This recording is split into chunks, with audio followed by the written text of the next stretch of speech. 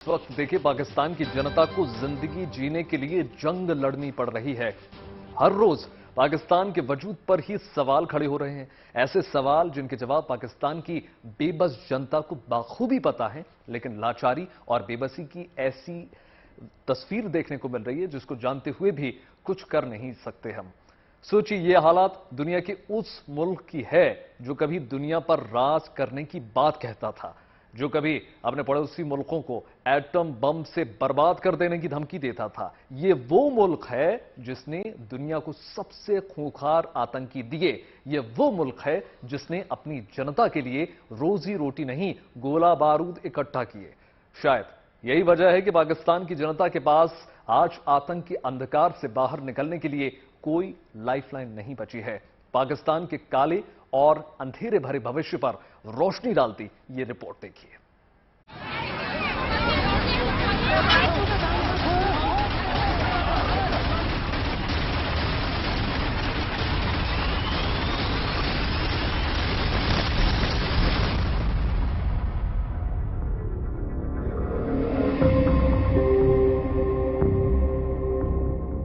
एक एक रोटी के लिए तरसते पाकिस्तानी क्या अब रोशनी के लिए भी तरसेंगे? क्या आज की रात से पाकिस्तान में होगा अंधेरे का साम्राज्य? क्या न्यूक्लियर पावर वाले पाकिस्तान का ब्रेकडाउन हो गया है? पाकिस्तान में सोमवार की सुबह घर, दफ्तर, बाजारों में कामकाज शुरू होने से पहले बिजली गुल हो गई। अक्सर पावर आउटेज झेलने वाले पाकिस्तानियों के लिए ये नई बात नहीं थी, लेकिन जब शहबाज शरीफ सरकार के पावर मिनिस्ट्री की ओर से कहा गया कि पाकिस्तान का नेशनल ग्रिड सुबह 7:34 से ही ठप हो गया है, इससे पावर सिस्टम में बड़ा ब्रेकडाउन आ गया है। बिजली गुल होते ही पाकिस्तान में कोहराम मच गया। थोड़ी ही देर में पाकिस्तान के अलग अलग हिस्सों से खबरें आने लगी। इस्लामाबाद इलेक्ट्रिक सप्लाई कंपनी ने कह दिया कि 117 ग्रिड स्टेशंस में बिजली नहीं है। पेशावर इलेक्ट्रिक सप्लाई कंपनी ने कह दिया कि पूरा प्रांतीय राजधानी बिजली बिना ठप है। क्वेटा इलेक्ट्रिक सप्लाई कंपनी ने कहा कि 2 ट्रांसमिशन लाइन ठप है। वहीं बलूचिस्तान क्वेटा के 22 जिलों में बिजली गुल है और कराची से खबर आ गई कि कई हिस्सों में बिजली नहीं है। पाकिस्तान की अर्थव्यवस्था की फूलती सांस आम लोगों पर आफत बनकर टूट रही है। आटे से लेकर प्याज जैसी रोजमर्रा की वस्तुओं के लिए पाकिस्तानी लोगों को कई गुना अधिक कीमत चुकानी पड़ रही है। लेकिन मुसीबत यही खत्म नहीं हो रही। अधिक कीमत पर भी जरूरत की चीजें सभी को नहीं मिल पा रही। इस भयावह संकट के बीच पाकिस्तान की जनता पर एक और मार पड़ी है। खाने पीने की चीजों के लिए कई गुना अधिक पैसा चुकाने वाली जनता अब महंगे बिजली बिल चुकाकर कंगाल हो रही है और हर बीतते दिन के साथ हालात बद से बदतर होते जा रहे हैं। माशाल्लाह मेरा बिजली का बिल यूनिट है हमारे इधर, जिसमें इस पाकिस्तान में, इस कराची में, इस एरिया में लाइट नहीं होती।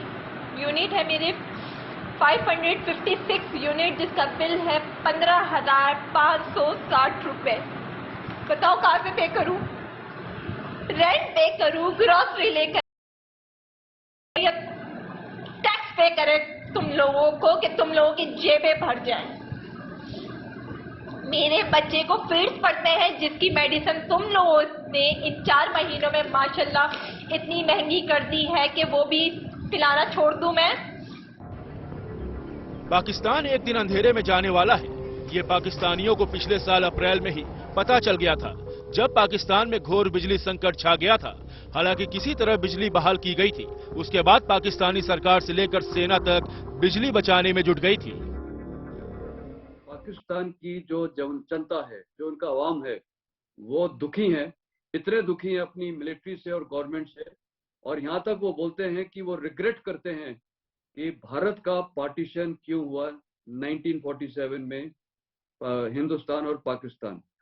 तो आप इसी से समझ सकते हैं कि लोगों की वहाँ कितनी चिंता है।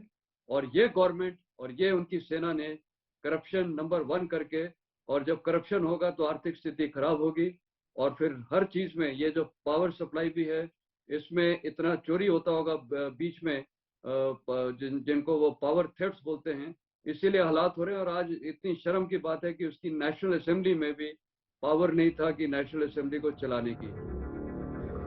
जिस पाकिस्तान में बिजली का ट्रांसमिशन लॉस 38% से ऊपर का था, उस पाकिस्तानी सरकार ने बिजली बचाओ अभियान का प्लान बनाया है। पाकिस्तान में आज हालात ये हैं कि रात 8 बजे के बाद बाजार बंद करने पड़ते हैं। रात 10 बजे के बाद शादियां नहीं हो पाती। प्लान है कि 20% सरकारी कर्मचारियों को वर्क फ्रॉम होम कराया जाए।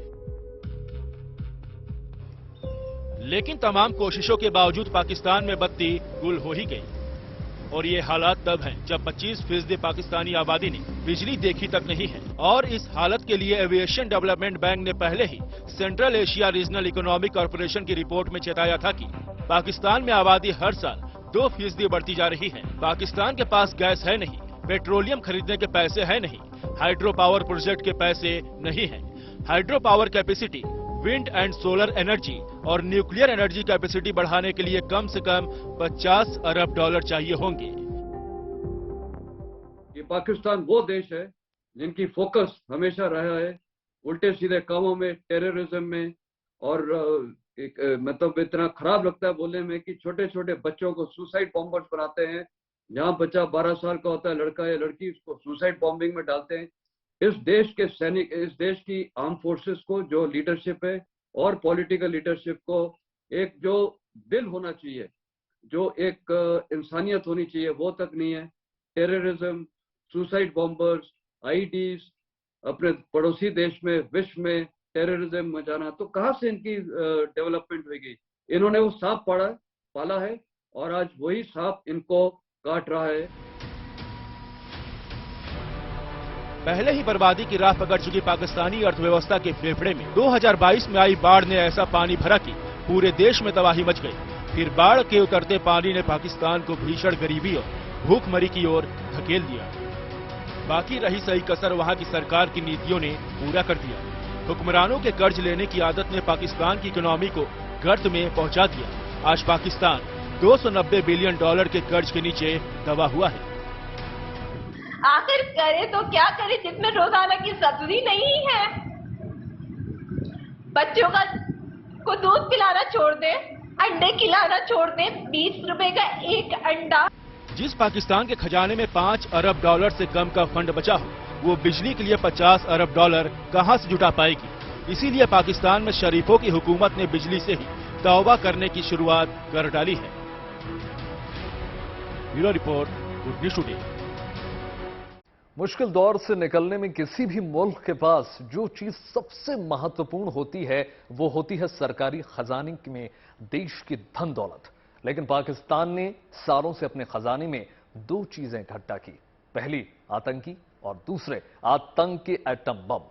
और अब पाकिस्तान चोरी छुपे इन दोनों को बेचने में लगा हुआ है। और ये खुलासा किसी और ने नहीं किया, बल्कि पाकिस्तान के पूर्व प्रधानमंत्री खुद ऐसा कह रहे हैं। पूरा सच जानने के लिए यह हमारी रिपोर्ट देखिए।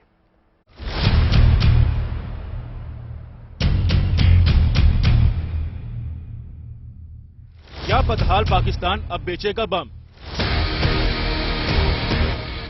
क्या फटेहाल पाकिस्तान एटम बमों की तस्करी करेगा? क्या पाकिस्तान के न्यूक्लियर वेपन से दुनिया को खतरा है? बिजली और रोटी की बुनियादी जरूरतों के लिए तरसता पाकिस्तान अब अपने न्यूक्लियर एसेट्स बेच सकता है। Currently, Pakistan's last-ditch attempt would be to sell its nuclear weapons, and recently there have been rumors that Pakistan, in collaboration with Pakistan military, has tried to smuggle large quantities of uranium across the globe to sell it for money. Britain के हिथरो airport पर जब Pakistani uranium की खेप पकड़ी गई, तभी से यह आशंका बढ़ गई कि अब पाकिस्तान के न्यूक्लियर वेपन्स पूरी दुनिया के लिए खतरा पैदा कर सकते हैं।